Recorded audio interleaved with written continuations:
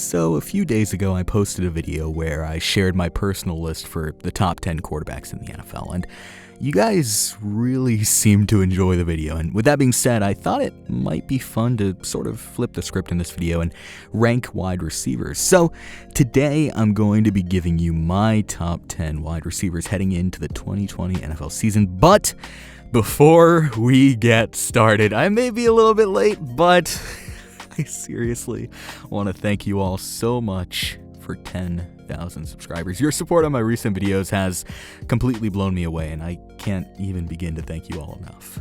I also want to quickly mention that only a small percentage of the people who watch my videos are actually subscribed, so if you do end up enjoying this video and haven't done so already, please do consider subscribing for daily NFL football videos. And with that being said, let's get started. Kicking things off, coming in at number 10, we have Browns wide receiver Odell Beckham Jr. Before you pull out your pitchforks because he's this low on my list, let me explain why I put OBJ so low on my top 10 list, because I think my reasoning is relatively sound. I have Odell a lot lower on my list than many others would put him, and that's simply because of the fact that he has failed to produce at the level expected of him over the span of the last few years. In 2019, he racked up just over 1,000 yards through only 74 receptions, only averaging 64 yards a game. And I think this is due in large part to Odell's nagging injuries that have persisted since 2017. In 2019, he was fighting through injury, and he's been fighting through injury in every season since 2017, and I think his injuries have caused him to take a step back and regress a little bit. Fact is, as it stands, Odell has a lot to prove in 2020 to maintain his status as one of the top wide receivers in the league, and I mean no disrespect whatsoever to his legacy or anything of the sorts. As of recently, though, he's just not produced at a level that's expected of him. Continuing down the list, coming in at number 9, we have Cowboys wide receiver Amari Cooper, who is yet another player that I think people will get upset at me for ranking so low on my top 10 list. But again, I think my reasoning stands the test.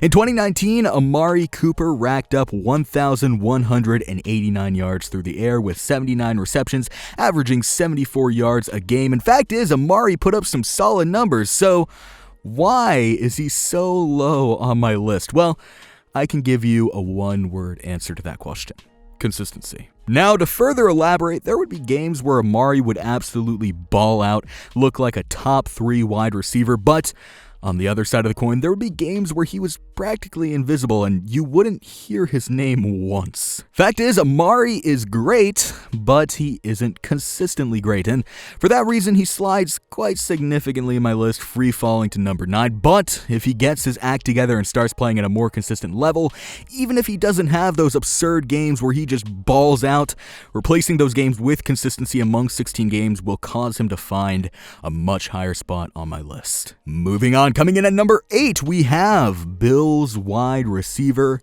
Stefon Diggs. Diggs is an explosive, big play wide receiver who, when paired with Josh Allen in 2020, should make for an even more fun player to watch. In his 2019 campaign with the Vikings, Diggs put up 1,130 yards through 63 catches, averaging 75 yards per game. And I have a feeling that there will be players who think I have Diggs too low on my list at number 8. I think Diggs is a great wide receiver and is great at what he does. I just think the guys of similar skill sets on this list are better than him at what he does. Fact is, though, his talent will surely be missed in Minnesota and highly revered in Buffalo. Next up, coming in at number 7, we have Packers wide receiver Davante Adams, who I seriously think is underrated. Easily the most underrated wide receiver on this list without a shadow of a doubt. Through 12 games, Davante Adams was a workhorse for Aaron Rodgers, putting up 997 yards with 83 catches, averaging 83 yards per game. He has emerged over the span of the last few years as Rodgers' favorite target, along with emerging as one of the top workhorse wide receivers in the league. And again, he is very underrated in my personal opinion. Continuing down the list, coming in at number 6, we have Buccaneers wide receiver Chris Godwin, who has been progressively getting better and better over his 3-year career, finally having his breakout season in that 3rd year. As the Buccaneers' second wide receiver on the depth chart, Godwin racked up 1,300 yards with just 86 receptions, averaging a staggering 95 yards per game. He absolutely balled out, and in just 3 seasons has put himself in the conversation as one of the best wide receivers in the league. Godwin is a great big play wide receiver that Jameis Winston absolutely loved targeting, and Tom Brady, he'll love targeting him even more. I look forward to seeing how Godwin continues to develop as the years pass on by. And we have back-to-back Buccaneers wide receivers, as we have Mike Evans coming in at number 5. Now, in a video a few days ago, I said that Chris Godwin was the best player on the Buccaneers, and I want to publicly admit I was wrong. Godwin is great, but Evans is even greater. Although Godwin put up better numbers, my dumbass didn't even take into account the fact that Godwin is the number 2 guy, whereas Evans is the number 1. Fact is, Evans is consistently getting double teamed, and get this, he still managed to put up 1,150 yards with just 67 catches, averaging 89 yards a game. So yes, I was wrong, I'll admit it. The best player on the Buccaneers is Mike Evans, with Chris Godwin being a close second, of course. No disrespect to him whatsoever, and Mike Evans comes in as the 5th best wide receiver in the league on my top 10 list. Next up, coming in at number 4, we have Chiefs wide receiver Tyreek Hill. All I'm going to say is they call this man the Cheetah for a reason. Tyreek's speed is unrivaled in the NFL. It's rivaled when it comes to the combine stats, but in an actual game, no one is as fast, no one is as twitchy as the Cheetah himself. He's easily the number 1 deep threat in the NFL, and when you pair the number 1 deep threat wide receiver with a quarterback who has a literal cannon for an arm, it is a magical recipe, unlike any other. Tyreek was not 100% in 2019, missing some games due in part to injury, but he was an integral part to the Chiefs' Super Bowl run, putting up 860 yards through 58 catches, averaging 71 yards a game. Now, before we move into the top 3 on this list, I've kind of learned my lesson from the last video, and I want to go ahead and list off 5 honorable mentions who I think are either fringe top 10 wide receivers or receivers that could be slotted in and replace a player on the lower end of the bracket. And those 5 players are Keenan Allen, Tyler Lockett, Kenny Golladay, DJ Moore, and Devontae Parker. All right, now that we've got that out of the way, kicking off the top 3, coming in at number 3, we have Cardinals wide receiver DeAndre Hopkins. Through 15 games in 2019, DeAndre Hopkins put up 1,165 yards through 104 catches, averaging 77.7 yards a game. Now, this is a relative step back from his 2018 campaign where he put up 1,575 yards through 115 catches, averaging 98 yards per game, but it is an equivalent to a war crime to not include Nuke in the top 3.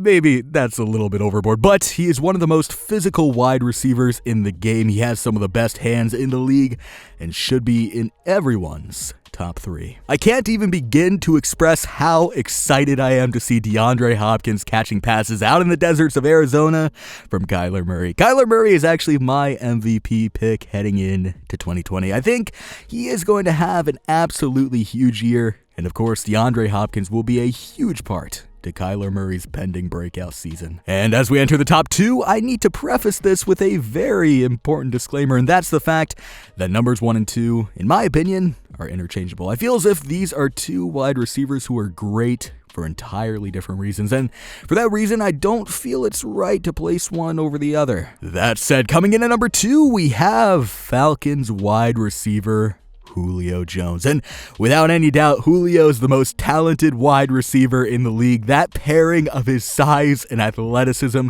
makes him so explosive, incredibly unique, and the kinds of catches this man makes are just, they're insane. In 2019, Julio Jones put up 1,394 yards with only 99 catches, averaging 92 yards a game. And again, in my opinion, Julio is easily the most talented wide receiver in the league, and when all is said and done, Julio is going to have a spot for him in Canton, Ohio's Pro Football Hall of Fame. And with that said, coming in at number 1, it could only be one player. We have Saints wide receiver Michael Thomas. Now, Michael Thomas is without a doubt the most reliable wide receiver in the league. He is unrivaled in his ability to put the team on his back, become the team's workhorse at that wide receiver position, and put up a ton of catches. He's straight off a 2019 campaign that saw him breaking the single-season receptions record with 149 receptions through 16 games, putting up 1,700 yards and averaging a staggering 107.8 receiving yards per game. Michael Thomas's route running is truly unrivaled. His hands are easily some of the best in the league, as he has managed to haul in over 80% of his targets over the last 2 seasons, even though he didn't have Drew Brees for 5 games last season, and is beginning to carve out his legacy as one of the best players in football right now. And with that being said, that is going to just about do it for this video. But before I go, let me ask you, who do you think is the best wide receiver in football?